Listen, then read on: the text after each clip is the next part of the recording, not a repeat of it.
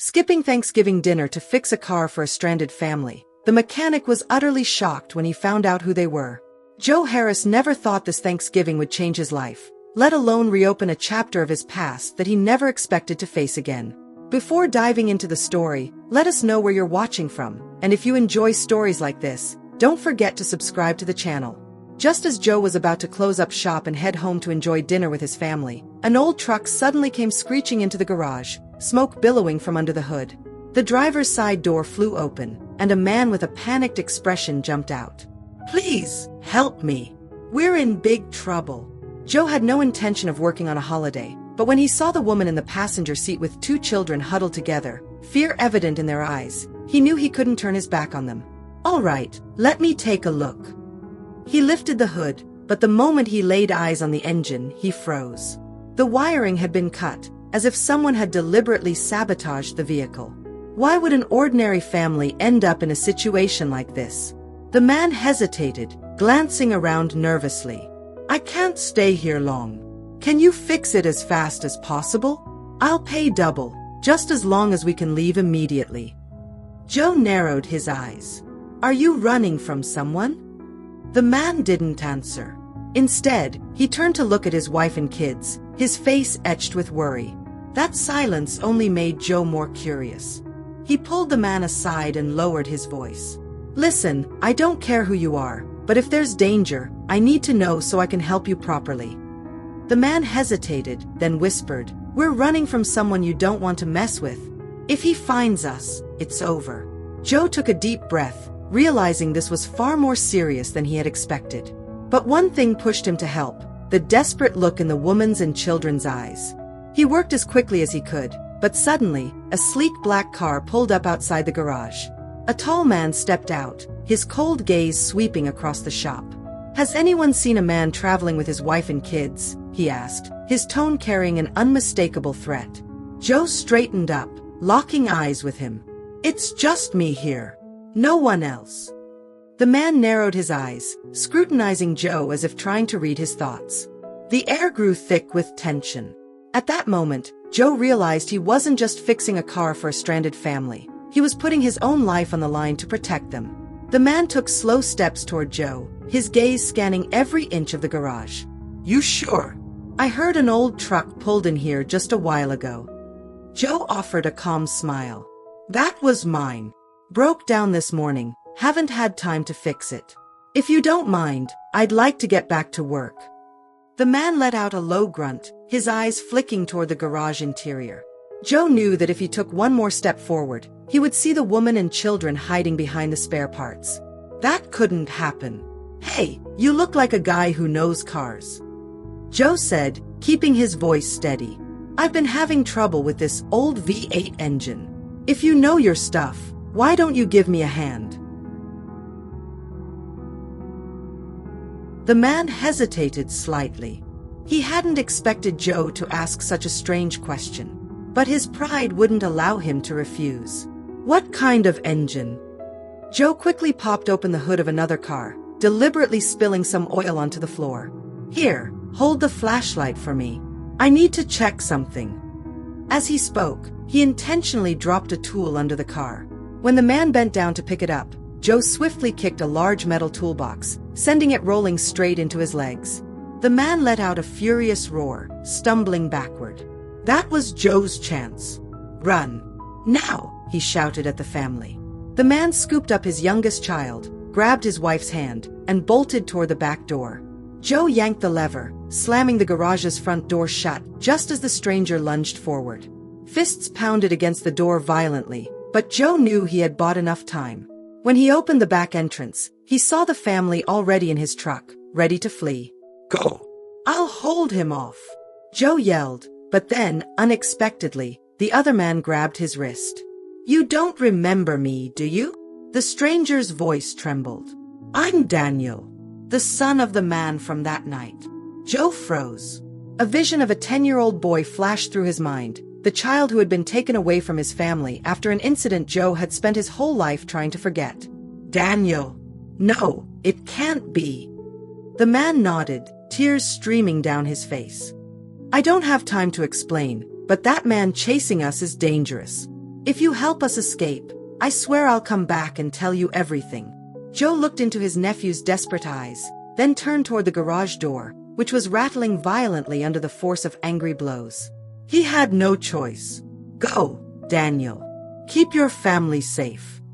The truck's engine roared as it sped off into the night. Joe turned back, taking a deep breath, bracing himself for what was coming. The truck disappeared down the road, its rumbling fading into silence, leaving Joe standing alone in front of the garage. The pounding at the front door continued, each hit echoing in his chest. He didn't know who the man on the other side was, but Daniel's pleading eyes haunted him. A memory surfaced, of a small boy clinging to him on the day they were separated, his hoarse voice crying, "Grandpa," before being dragged away. The sound of wood cracking snapped Joe back to reality. The man outside was breaking through. Gritting his teeth, Joe grabbed an old oil drum, tipping it over to spill its contents across the entrance. Then, reaching into his pocket, he struck his lighter. Flames erupted, creating a blazing barrier between him and the pursuer. 3 days later, while Joe was working in his garage, an envelope was slipped under the door. Inside was an old photograph of him and Daniel as children. Scrawled on the back were the words, "Meet me at the old place. I'll tell you everything." Joe held the picture, his mind flooded with questions. What had really happened to Daniel all these years? And why was someone so determined to hunt him down? It was late at night when Joe closed up shop and drove home. Sitting in his old truck, he gripped the steering wheel tightly, staring at the photo in his hand. "Meet me at the old place." The hastily written words sent a shiver down his spine. The old place. Where was Daniel talking about? Then, a long-buried memory surfaced, an alley behind the abandoned warehouse by the river. The place where Joe had once promised young Daniel that he would always protect him. But he had broken that promise. 30 years ago, Joe had been a young, ambitious mechanic. But he had also been tangled up with the wrong people. He worked for a local crime boss, Earl Coldblood Whitaker, the man who controlled everything illegal in town. When Joe realized how dangerous Earl was, he tried to walk away, but Earl wasn't one to let go so easily. And that's when everything fell apart. One night, Joe was ordered to drive a shipment to a secret location.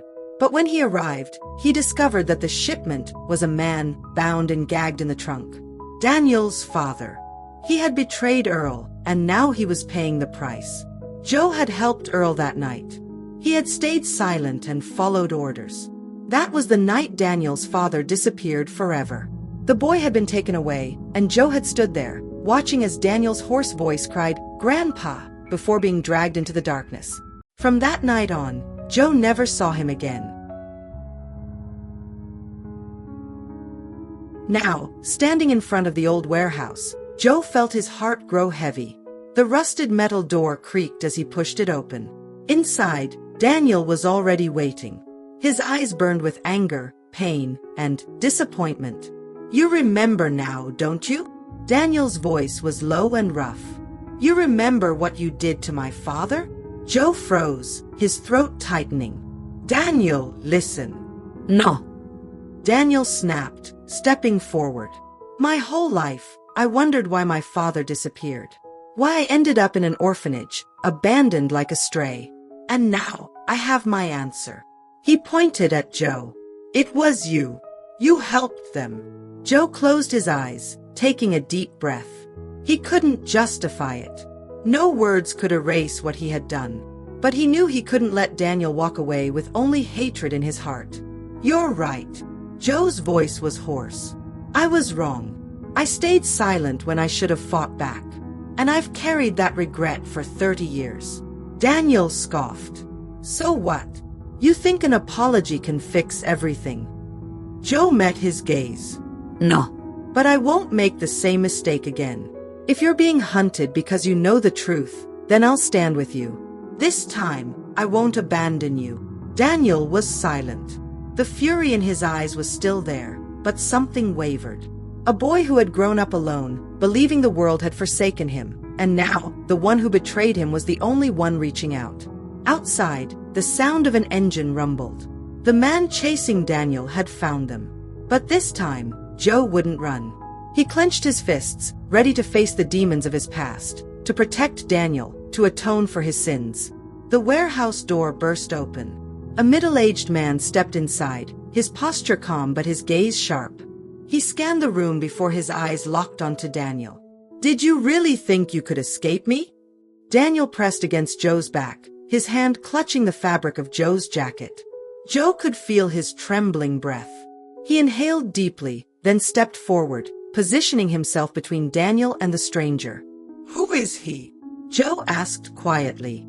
"The man who destroyed my life." Daniel's voice dropped to a whisper. "He controlled my father, ruined my family." Joe looked at Daniel, then back at the man. In those cold, calculating eyes, he saw not just danger, but obsession. "The kid's not going anywhere." Joe's voice was low but firm. The man smirked. "You really think you can stop me? That boy is a living reminder of my past, of things I can't let come to light. Don't you get it? He doesn't have the right to be free." Daniel's hands clenched into fists, but this time, he didn't retreat. "I'm not afraid of you anymore. My whole life, you controlled my father, destroyed him. But I'm not him. And I won't let you decide my fate." For a brief moment, the man hesitated. He stared at Daniel, then shifted his gaze to Joe. "Do you even know who you're protecting? This kid isn't as innocent as you think. He carries the blood of a traitor. Are you sure you want to stand by him?" Joe didn't hesitate. He placed a firm hand on Daniel's shoulder, feeling the warmth of the boy beside him. "I don't care about his past. All I know is that today, I'm not letting anyone hurt him." A long silence followed. The man narrowed his eyes, studying them both, as if weighing his next move. Then he exhaled slowly and took a step back. "Looks like you finally found someone who actually cares about you, kid. Fine. I won't force you to come back, at least not this time." Joe and Daniel stood still in the empty alleyway, the only sound the whisper of the wind. The man's shadow disappeared into the night, but the weight in their chests remained. Joe gently patted Daniel's shoulder, a small gesture, yet filled with unspoken meaning. Daniel turned to look at him, and for the first time, he felt a true warmth. "I'm not afraid anymore," he said, his voice quiet but steady. Joe nodded, his gaze softening. "I know." Daniel remained silent. He was used to doubt, used to carrying everything on his own.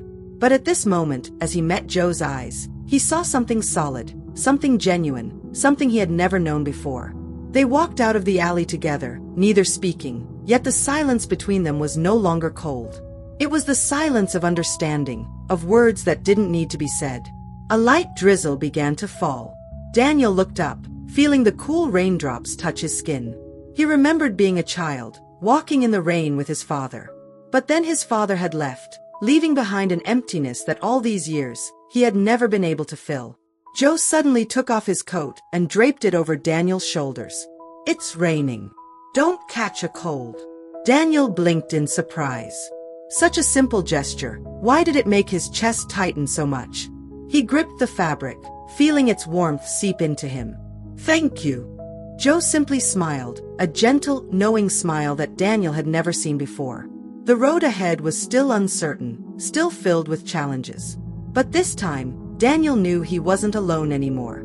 And for the first time, after all these years, he believed he could start over.